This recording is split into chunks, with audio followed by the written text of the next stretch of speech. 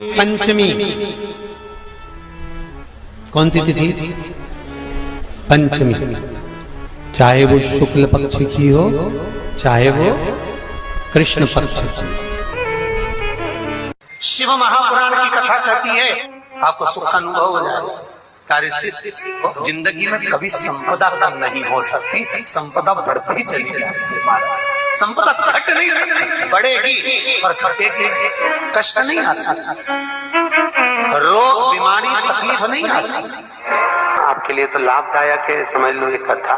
शास्त्र कहता है कि जिसके घर में संपदा की कमी हो, पैसा आ ही नहीं रहा हो, सब दूर उलझ गया हो, बहुत टेंशन चल रहा हो, पंचमी तिथि के दिन गन्ने का रस जानते हो? ईख का रस, गन्ने का रस तुलसी जी के क्यारे में हाथ में लेकर 7 बार अपना नाम और गोत्र बोलकर छोड़ दो।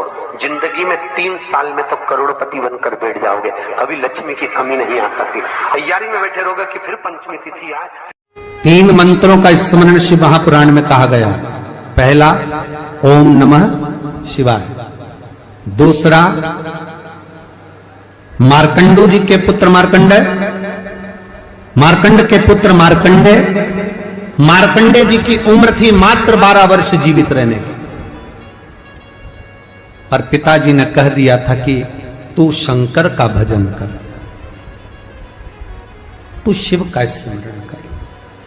अगर तूने शंकर का भजन करा तो यह पक्का है कि अकाल मृत्यु वो मरे जो काम करे चंडाल का, काल उसका क्या बिगाड़े जो भक्त हो महाकाल का। काल का हरण करने वाला एक ही हो सकता है, वो महाकाल हो सकता है, उसके सिवा कोई नहीं। मार्कंडे जी से कहा तेरी उम्र 12 वर्ष की है, केवल 12 वर्ष।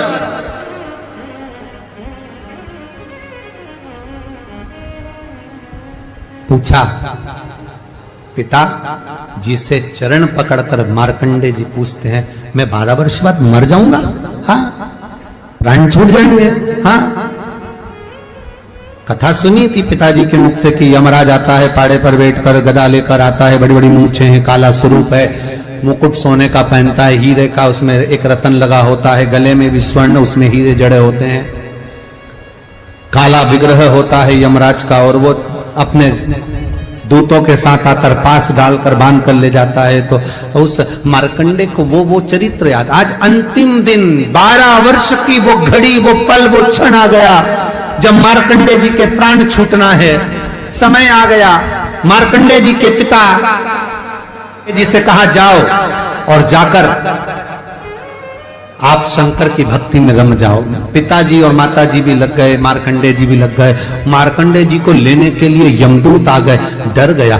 थोड़ी देर बाद यमदूत देखे कि शंकर का अनुमोदन कर रहा है, वापिस चले गए। यमराज आ गया, वही पाड़े पर बैठकर, वही भैंसे पर बैठकर, वही काला स्वरूप। डर लग गया 12 साल के बच्चे को। उसने शंकर का शिवलिंग पकड़ लिया, गले से लगा लिया, शंभो मुझे डर लग रहा है, शंकर मुझे भय लग रहा है। और तब तेज तेज महामृत्युंजय मंत्र को, वैदिक मंत्र को पुकारना प्रारंभ करा। जब 33 अक्षर के उस महामृत्युंजय मंत्र को पुकारा, शंकर सामने खड़ा हो गया। यमराज पीछे हट गया कि ये अब मेरा है, इसको तू नहीं मार सकता। वो 33 अक्षर के मंत्र का उच्चारण जब उस मार्कंडे जी ने करा, देवता जान गए कि इस मंत्र की मूलता क्या है। पहला मंत्र ओम नमः शिवाय, दूसरा मंत्र जम के बोलो महामृत्युंजय मंत्र, और तीसरा मंत्र वही श्री शिवाय नमस्तुभ्यम। ध्यान दीजिएगा, मंत्र के 3 क्रम है, वैदिक, तांत्रिक, शाब्दिक। मंत्र के 3 क्रम है। तीनों मंत्र देख लीजिए, तीनों का क्रम देख लीजिए। महामृत्युंजय मंत्र वैदिक मंत्र, इसको जब ब्राह्मण जपता है कुशा का आसन बिछाकर, मौन रहकर, घट की जिह्वा से जपता है। अगर याद नहीं रहता तो भी धीमा धीमा बोलता है, तेज नहीं। महामृत्युंजय का जाप अनुष्ठान सामने कलश स्थापन कर कर प्रेम से 1100, 11,000, 1,25,00,000 अनुष्ठान किया जाता है। ओम नमः शिवाय का जाप चलते फिरते किया जा सकता है। श्री शिवाय नमस्तुभ्यम शाब्दिक मंत्र है।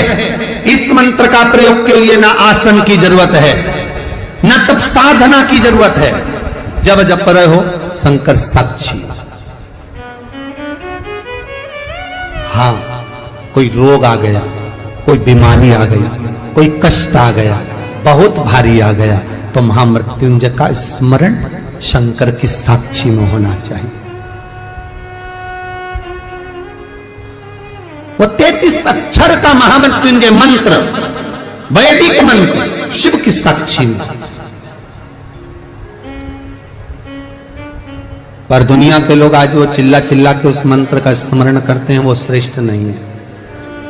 नहा रहे हो, सोचादित कर्म में जा रहे हो और वो डब्बा लगा दिया,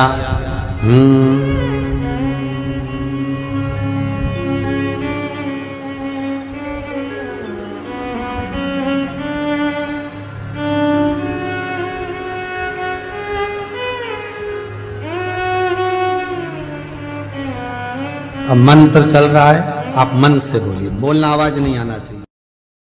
आज भी स्कंद पुराण कहती है कि भगवान शंकर ने अन्नपूर्णा के दरवाजे पर पहुंचकर जब काशी में भिक्षा मांगी थी तो अन्नपूर्णा ने कहा था, ए शंकर, मैं उस गरीब से गरीब व्यक्ति का भी भंडार भर के रखूंगी, बस एक गलती नहीं होना चाहिए कि जहां भोजन बने उस स्थान पर बैठकर, उस स्थान पर खड़े होकर भोजन बनाते समय उस भंडार गृह में झूठा नहीं होना चाहिए। तो मैं भर दूंगी भंडार।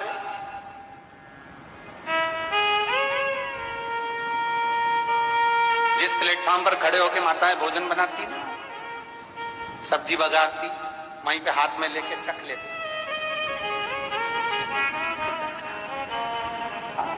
मई हरियो जगदम्बा, विचार तो करो। भले तुम भगवान को भोग नहीं लगा रही पर पति तो परमेश्वर है। भले तुम भगवान को भोग नहीं लगा रही पर पति तो परमेश्वर है। पति के लिए कहा परमेश्वर, मतलब भले भगवान की तुमने सेवा नहीं करी, भले अर्चना नहीं करी, भले पूजन नहीं करी, पर पति तो परमेश्वर है। सब में तो वही समाया। घर में जो सास रहती है वो भी तो मां है, जो पिता रहता है वो भी तो बद्रीनारायण है। महाराज फिर क्यों चक्र?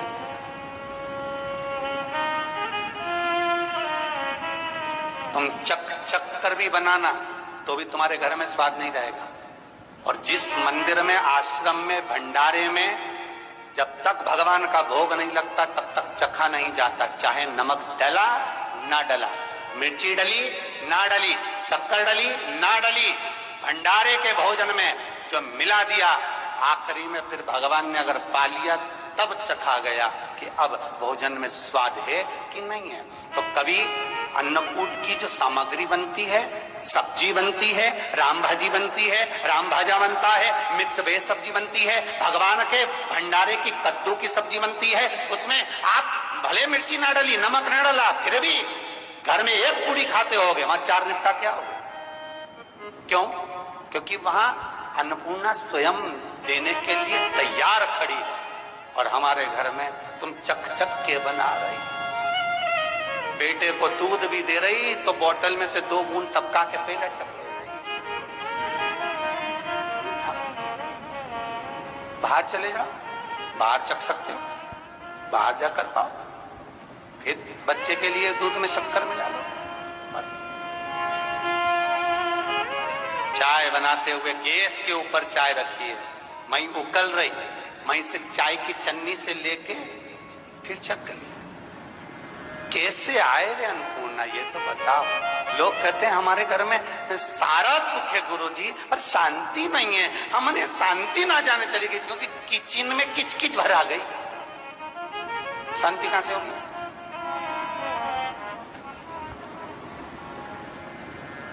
वहां इतना किचकिच भरा हुआ है, प्रेम, करुणा, वात्सल्यता, स्नेह, समर्पण समाप्त हो।